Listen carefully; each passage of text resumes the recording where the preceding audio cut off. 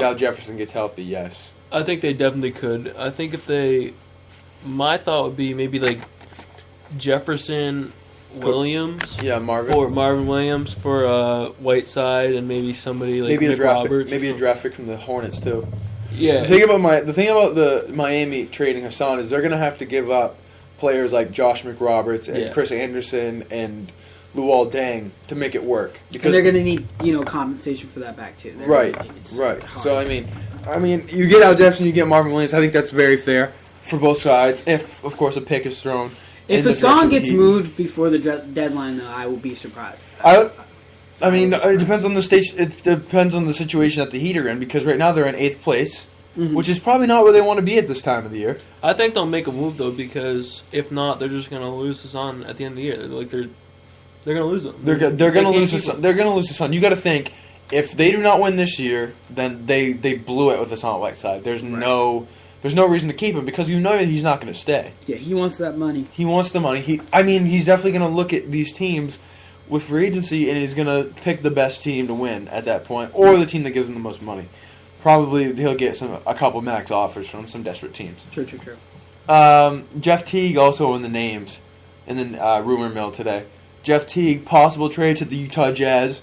That seems pretty fair to me. The Jazz could possibly give up Alec Burks and Trey Burke for Jeff Teague, which seems pretty good for both sides. Do you guys like that trade? Do you think that one team's getting like one-sided?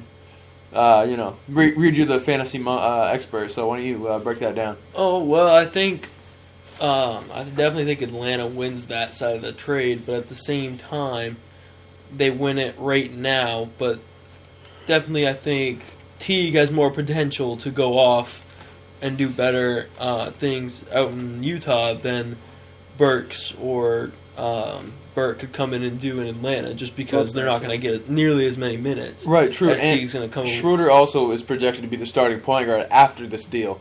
Trey Burke would become the backup, and Alec Burks would most likely be the starting shooting guard and kind of bump Korver to the 3, or maybe to the bench. I think Korver might move to the bench because Ken Bazemore's been looking pretty nice too. Mm-hmm. Or Cephalosha as well, maybe gets a 3 spot. But I mean, Korver definitely hasn't been playing at his level either. All these quote-unquote all-stars from last year, I mean, they're just, I don't... They were hyped. They were overhyped, I think, in a lot of people's minds. Yeah, I think, honestly, in my opinion, I think that if the Knicks really wanted to, they're going to be making a push for a point guard before the trade deadline. If they really want to be in the playoff contention, with Porzingis doing what Porzingis does. I mean, Porzingis by himself last night brought the Thunder into overtime. Yeah, and Kevin Durant did have 44 that game as well. Yeah, Kevin Durant still went off. I mean, you can't deny that Porzingis is legit anymore.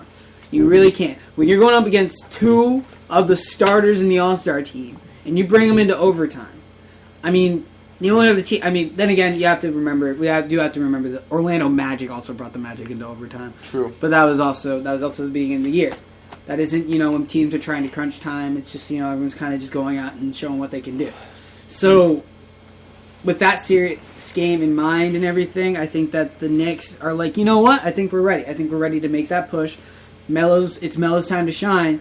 Let's try and get a point guard in here. So maybe it's Teague, maybe it's Jennings. I mean, it could be a bunch of different point guards. Yeah, maybe it's a Ty Lawson. I mean, maybe Ty Lawson moves out there. You can get him a lot cheaper than any other point guard. One of the things, I don't think Teague will end up, I think he's more likely to end up in a place like New York than Utah, because Teague has been, Atlanta needs some defense. If you guys haven't figured that out, they have some pretty good offensive players, but they have no defense. Perimeter defense. And or interior. Al Horford's a pretty underrated defender. Yeah, he's decent, but Millsap is an undersized forward. He's undersized. That's the problem. And so, but I think definitely if they give up Teague, they're losing one of the perimeter defenders. I think they have. I think he's. Do you think he averages a steal and a half a game, which is pretty good for. He only plays 28 minutes a game. Do you think the Knicks can send a package better than Trey Burke and Alec Burks? Because, I mean, in a trade to the Knicks, you got to think Jose Calderon's going to be in the deal. Jose Calderon's going to be in the deal, but that's not enough for... Right, Teague. And you're going to have to look at maybe a draft, obviously not a first... I'm thinking... Well, then again, the Knicks are doing a lot better this season, So maybe that draft pick's not as valuable to them. Atlanta's been known not to like draft picks either, though. I'm thinking like Jose Calderon, a pick. Maybe a guy like Derek Williams. I was just gonna say Derek Williams. Maybe D. Logan's out. Lance Thomas, maybe someone like that. I think that they'd be more willing to give up a Lance Thomas. Well, if it was just for Jeff Teague, I think that both teams would do that. Right. Well, you look. They have Robin Lopez, who's probably safe, but then you have Seraphin and Kyle O'Quinn. You probably can give up one of the two of those guys. I think the Hawks would look at Kyle O'Quinn and say, hey, maybe you can come in and back up, Paul Millsap for a while with the 4 spot. I think that would help him. But Jeff Teague, that was one of the other rumors. To the Knicks, to the Jazz, but the third one was to the Milwaukee Bucks. Do you think that Jeff Teague would, possibly fit well with the Bucks, or do you think that's not what the Bucks are looking for? Because the Bucks have struggled minorly this season as well. I think he could fit well with the Bucks, but I think he would have to kind of change his game from a scoring point guard to more of a passing point guard. I mean, he's got Milton there, he's got Monroe. Jabari Parker, Antetokounmpo, yeah. And then that's the thing. The Bucks need a passing guard besides Michael Carter Williams. Yeah, well, Carter Williams would probably be in the deal to go to Atlanta.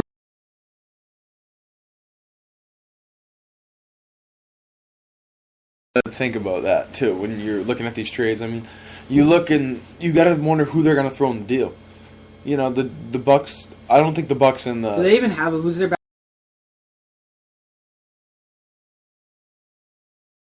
Can't do Jared Bayless for so. Are you kidding? Yeah. So, the Utah Jazz. Touch on them. They said that they are indeed looking at a point guard. Do you think? What are some point guards that you might think may show up there? Brandon Jennings is a guy that comes to mind. A guy that possibly could be moved before the season. A lot of speculation, but who do you think the Jazz could possibly pick up at point guard? I mean, if you do a Brandon Jennings thing, I think that would actually work out pretty well. Right now, you only have one scoring option. It's like, Gordon Hayward over there. I mean, and then after that, you kind of break down. You can pass it inside to Gobert, but they don't really play through him that much. Derek Favors is still out. In that sense, I think giving like a Brandon Jennings like a second or third scoring option when Derek Favors comes back, you can move down to the third scoring option. I mean, I think that would actually be pretty good. You give them more perimeter power. And Brandon Jennings is going to put up a lot of shots, but when you have someone like Rudy Gobert or Derek Favors in the paint picking up those shots, it might not even hurt you as bad. I think that would actually not be too bad if it was Brandon Jennings. I think that Ty Lawson, I think he needs more shooters. I don't think that he would fit as well over there. I mean, he was doing okay with just Kenneth Faried, but when you have two bigs that can't really shoot outside of that, outside of the paint, it gives him a little less room to work. I'm not really sure. I don't really think Derek Favors is pretty okay off the pick and roll, but Rudy Gobert is pretty slow. So I'm not really sure if that would actually work out as well. But Brandon Jennings over there, I think, would be pretty okay. Point guards that you're good? No, go ahead. Are you up? Do you have any point guards in mind that could fit well with the Jazz? Other than Jeff Teague and Brandon Jennings? Yeah, Teague, Jennings. Maybe the Heat might be interested in giving up Dragic, but that's also been a rumor too. I've heard about that. Maybe they're not happy that Dragic hasn't underperformed. Do you think the Heat would be interested in those same two that they wanted to do for Teague for Dragic? Do you think the Heat would so Burke for they would definitely Dragic? Save a lot of cap money, but I don't. But who's going to start at point for the Heat? Trey Burke. That's a downgrade. I'm not sure that's. But that also, I think, would fit better with the Heat because Dragic is a run-the-floor guard, and the Heat really have look at Dragic, and you see they just can't run because they're so old. Yeah. Dwayne Wade is how old? 33. Whiteside's not running up the floor. Bosch isn't running the floor. Bosch shooting the three. Bosch is more of a shooter now. Right, that's why they're kind of slowing down. So that's why I say could you bring in Burke, kind of a smaller guy, and where Bosch is already at the 4. I mean, Atlanta likes to run. Maybe you do a Dragic Teague deal. That's true too. That could be. Granted, they're trying to get Dennis Schroeder to be the starting point guard. Blah blah blah blah. But you have them. You have Goran Dragic, one of the most improved players of the year, one of the most improved player of the year award winners. You have him. I mean, he was supposed to be an All-Star 2 years in a row. And What about- I mean, he was You think an he- All NBA third team, 2 years ago. Yeah, like he's. So- I mean, he's good. I mean, Jeff Teague hasn't been an All NBA player. Well, what before. about? Do you think Dragic could be sent to Utah, Teague to Miami, and then those two players Maybe a to 3-team Yeah, deal well, sort of thing. 3-team? I mean, that would make more sense in the perspective that the Heat would be getting Teague, the Jazz would be getting Dragic, and the Hawks would still be getting their players. Right. Maybe if the Heat offered up a pick to the Hawks in this, then maybe that would work because the Jazz and the Heat would both be upgrading. Yeah. So I mean, that makes sense. Possibly, depending on what every team wants to do right now. Yeah. Maybe there's another point guard blow up like last year in the I mean, yeah. point guard shake up. They're trying to avoid that by keeping Schroeder because he's the Reggie Jackson into the deal here. Right. Do you think that Markieff Morris is still on the trading block, or do you think they're just going to hold on to him? Because Cleveland has been quiet about this. They are not open to trades about Markieff right now. They're not talking about it. The Suns have been playing him of late, so... I'm just hoping the Pacers make a move for him, to be completely honest. That's where I'm hoping he goes. I don't think that they have the pieces to give up for him, so I'm not sure if they're actually going to make a push for it.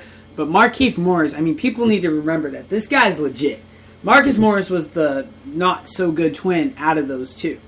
Before, he was the one coming off the bench. Markieff was starting. And Markieff, when he was starting, was averaging 15.8 points a game. I mean, he was definitely almost double-double. Nasty player. And 7 or 8 rebounds. He's very good.